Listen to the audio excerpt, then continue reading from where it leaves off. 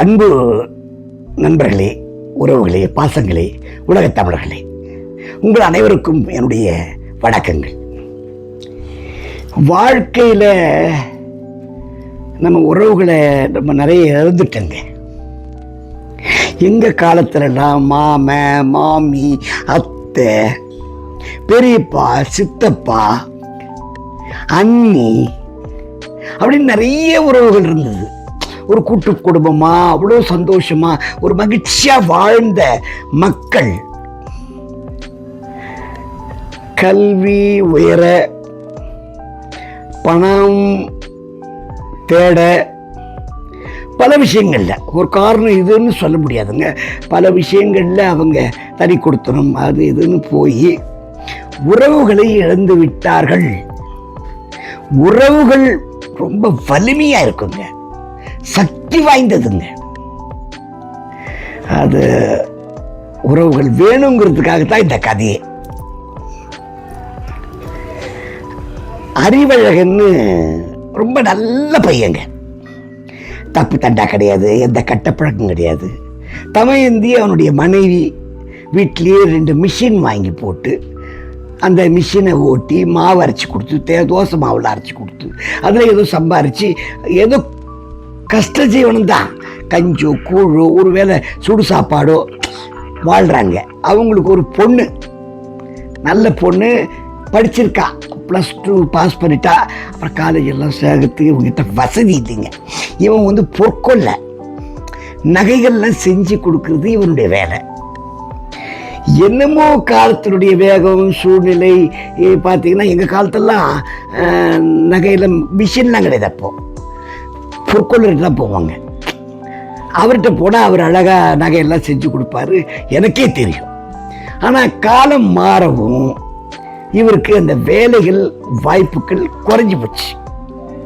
அவனோட மனைவி சொன்னா, நம்ம பொண்ணுக்கு நம்ம உறவுக்கார பையன் யாரு, அந்த பேங்க்ல பியூனா, அவன்தான் அரவிந்தன், பொண்ணு மேலே அவனுக்கு ஆசை இருக்குதுங்க. எனக்கு தெரியுது, புரியுது. கல்யாணத்துக்கும் அவங்களும் அப்பா அம்மாவும் ரெடியாக இருக்காங்க. பொண்ணை அவங்களுக்கும் பிடிச்சி போச்சு. இப்போ என்ன பிரச்சனைன்னா, கல்யாணம் பண்ணுறதுக்கு நம்மகிட்ட காசு கிடையாது. நம்ம யார்ட்டையாவது போய் ஒரு 2 லட்சம் ரூபாய் கடன் வாங்க முடியுமான்னா அதுவும் வாய்ப்பு இல்லை. நம்மளை நம்பி கடன் கொடுக்கறதுக்கு ஆள் கிடையாது. அதனால் நீங்கள் தயவு செஞ்சு ஒரு 10 நாள் கூட எடுத்துக்கங்க, ஒரு மாதம் கூட எடுத்துக்கங்க. எங்கேயாவது 2 நகரத்துக்கு போய் இந்த உங்களுடைய முழு திறமையை காமிச்சு கடைகளில் வேலை செஞ்சு கொஞ்சம் பணம் சேர்த்துட்டு வந்தீங்கன்னா நம்ம பொம்பளை குழந்தைக்கு கல்யாணம் பண்ணிடலாம். நம்ம கடமை இல்லையா அது? இவனும் ஆமாம்மா நீ சொல்கிறது சரிதான், தப்பு இல்லை. நீ எனக்கு என்ன பண்ணுற, நாளைக்கு நல்ல நாள், நாளைக்கே கிளம்புறேன், என்கிட்ட வேலை இருக்குது, அதுக்கு நகரத்துக்கு போனால் கிடைக்கும். நீ என்ன பண்ணுற, புளியாதரையும் கொஞ்சம் தயிர் சாதமும் கொடுத்தீங்கன்னா போகும்போது கொஞ்சம் சாப்பிட்டுக்குவேன். எதுக்கு ஹோட்டலு போய் வேணாங்க அப்படின்னு சொல்லிட்டு ஒரு 100 ரூபாய் அவள் கொடுக்குறான், வச்சுக்கங்க கையில். நேராக வந்துகிட்டே இருக்கிறா. அப்படி போனால் பஸ்ஸில் போனால் காசு ஆகுமே, டவுனுக்கு போகிறதுக்கு குறுக்க போகிறதுக்கு ஒரு வழி கொஞ்சம் காடாக இருக்கும், போயிடலான்னு சொல்லிட்டு வரான். ஒரு திருட்டு பையன் மட்டும் என்ன பண்ணுறான், ஒரு ஓரமாக பதுங்கியிருக்கான். கால் கிழிஞ்சி போச்சு, மரத்தில் கிழிச்சு கால் கிழிஞ்சி ரத்தம் ஒழுகிட்டு இருக்கு. இருந்தாலும் வர்றவங்கிட்ட ஏதாவது நம்ம திருட முடியுமா? அவன் புத்தி அவனை விட்டு போகுமா? நம்ம ஏதாவது திருட முடியுமா அப்படின்ட்டு அவன் பார்க்குறான். அப்படியே பார்த்துட்டு இருக்கும்போது அவனுடைய எண்ணோட ஆசை எல்லாமே பார்த்தீங்கன்னா எப்படி இருக்குன்னா, இவங்கிட்ட இருந்து எதாவது அபகரித்து நம்ம காலை குணப்படுத்திக்கிறோம் அப்படின்னு பார்க்குறான். இவன் உடனே காலை பார்த்தோன்னே இவன் மனசு கேட்குறே, என்னையா இது, என்னாச்சு, காலையா கிழிஞ்சிருக்கு, ஐயோ ரத்தம் கொட்டிகிட்டு இருக்க, நீ என்ன அப்படியே இருக்கிற அப்படின்னு சொல்லிட்டு கடகடன்னு போகிறான். இவன் மேல் துண்டு எடுத்து போய் அங்கே குளத்தில் நினச்சி எடுத்தாந்து பிழிஞ்சு தொடச்சி காலுக்கு கட்டு போட்டு ரத்தம் வராமல் பார்த்துக்கிறான். இவன் மனசே மாறி போச்சு. இவங்கிட்ட ஏதாவது கொள்ளடிக்கலான்னு நினச்சான். என்னமோ பை வச்சிருக்காருன்னு பார்த்தா சொன்னா, நண்பா நீ ஒன்றும் கவலைப்படாத, நான் வந்து புளியோதரையும் தயிர் சாதம் வச்சுருக்கேன், நீ முகம் வாடி போய் கிடக்குறாயா, சாப்பிடியா கொஞ்சம், நீ கொஞ்சம் சாப்பிடு, நான் கொஞ்சம் சாப்பிட்றேன். 2 பேரும் சாப்பிட்றாங்க, தண்ணி எடுத்தாந்து வச்சுக்கின்னு சாப்பிட்றோம். இந்த திருட மனசு அப்படியே மாறி போச்சு. ஒரு நல்லவன் கூட சேர்ந்த உடனே திருடன் கூட மாறுறான். அப்புறம் நம்ம உள்ள கைத்தாங்களாக கூட்டிகிட்டு போய் ஒரு வண்டி பிடிச்சி, நகரத்துக்கு போய் ஒரு வண்டி பிடிச்சி ஒரு கவர்மெண்ட் ஹாஸ்பிட்டலில் கொண்டு போய் சேர்க்குறான்.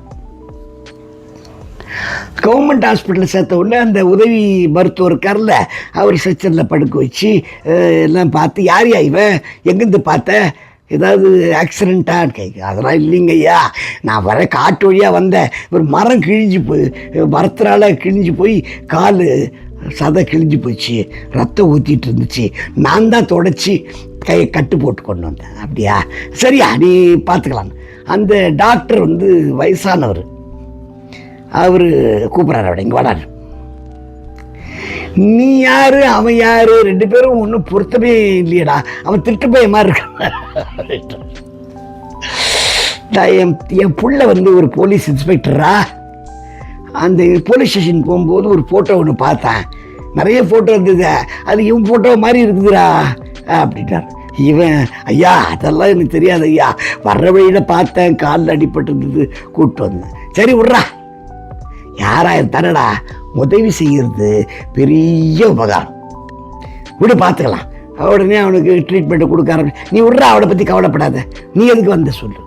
ஐயா எனக்கு ஒரு பொண்ணு இருக்கு ஐயா, தமையந்தேன்னு என்னுடைய மனைவி இருக்கா, அவள் வீட்லேயே மாவு அரைச்சி இந்த எல்லாருக்கும் அந்த கொடுக்குறா, அதில் வர்ற காசை வச்சு குடும்பத்தை நடத்துகிறா.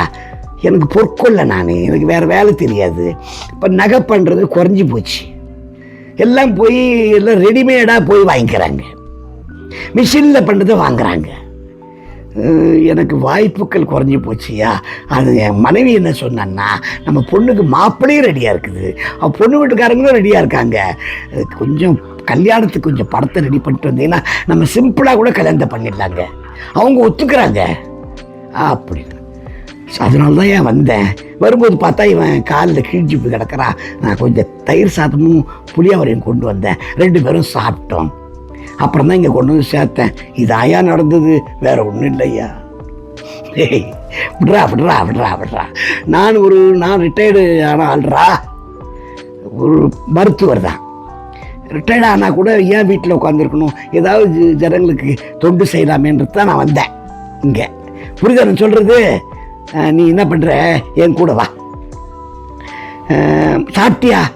புளியோதரையும் தயிர் சாதமும் சாப்பிட்டையா, சரி வா வாடான்னு சொல்லிட்டு போகிறாரு. நைட்டுக்கு 3 இட்லி கொடுக்குறாரு, சட்னி கொடுக்குறாங்க, சாம்பார் கொடுக்குறாங்க, சாப்பிட்றான்.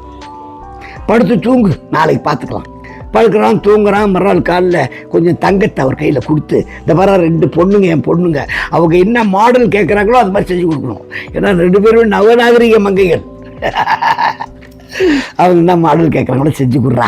எனக்கு என்னமோ போய் அந்த கடையில் ரெடிமேடாக வாங்குறது பிடிக்கலடா, நான் செஞ்சு கொடுக்குறேன் ஐயா, நீ நான் பொறுப்பாக இருந்து செஞ்சு கொடுப்பேன். ஒரு குண்டு மணி திருநன்னு தெரிஞ்சது, படவா ஒன்று பிடிச்சி உள்ளே போட்டுரும்.